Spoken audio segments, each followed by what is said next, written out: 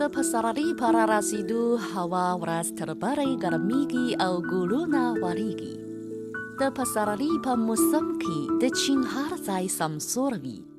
خلک په باغونو کې تفریح کوي، د ګلونو سیل کوي او له پسرلي طبیعت څخه خوند اخلي.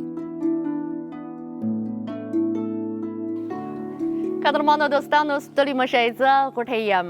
نن ورځ را سره په بیجینګ کې د دوبني باغ یا د هغه امپراتورۍ باغ سیل وکړئ چې په چیني ژبه ورته ییښهیون ویل کیږي. دوبنی باغ یعنې ییښهیون د چین امپراتورۍ کې د امپراتورانو باغ و چې مساحت یې 2.9 کیلومتره مربع دی او په چین کې پاتې شوی ډېر لوی امپراتورۍ باغ هم دی. په دغه باغ کې له 100 نه زیاتې ودانۍ او څه باندې 20 انګړونه شته چې د امپراتورۍ باغ د موزیم په توګه بلل کیږي. دغه باغ د تاریخي ودانیو، ښکلي جهیل او غره او په زړه پورې کلتور له امله ډېر چیني او بهرني سیلانیان راجلبوي. په پسرلي کې د دغه باغ منظرې ډېر ښکلي او ګوټ یې ډېر جذاب وي.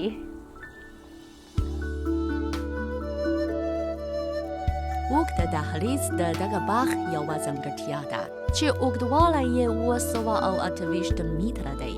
د دغه دهلیز پر هر یوې ستنې او تیر باندې د طبیعي منظرو، ګلونو، نباتاتو، حیواناتو او انسانانو په شمول رنګارنګ انځورونه شته چې هر یو یې د چین د دودیز هنر ښکارندویي کوي. له همدې ځایه کونمین جهیل او 17 کوم پل تر سترګو کیږي. دغه پل د چین د تاریخي تکدارو پلونو یوه نمونه بلل کیږي.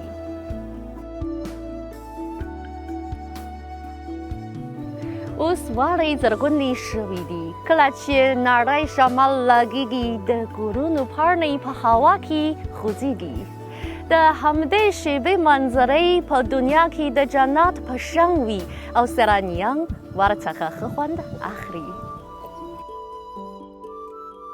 د دغه باغ اوږد تاریخ، ځلانده کلتور، قیمتي هنري ارزښت او طبیعي منظرې د اوسنۍ سمسورتیا او آبادۍ سبب ګرځي. درنو دوستانو، څنګه تاسو د دې باغ پسرلنۍ منظرې خوښې شوی؟ ښه لږ راست ییښهیون ته سفر وکړئ.